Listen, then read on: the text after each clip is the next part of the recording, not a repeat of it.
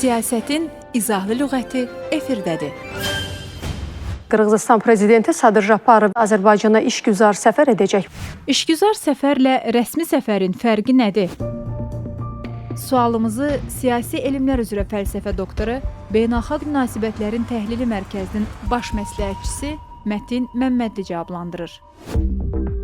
İşgüzar səfər əsasən iqtisadi və ya peşəkar məqsədlərlə həyata keçirilir və daha çox qeyri-formal xarakter daşıyır. Bu səfərlər zamanı biznes tanışlıqları, konfranslar, sərgilər və ya tərəfdaşlarla görüşlər kimi fəaliyyətlər əsas rol oynayır. İşgüzar səfərin təşkilində dövlət protokollarına ehtiyac olunur və iştirakçıların əsas məqsədi iqtisadi əməkdaşlıq imkanlarını və genişləndirmək və digər məsələləri müzakirə etməkdir.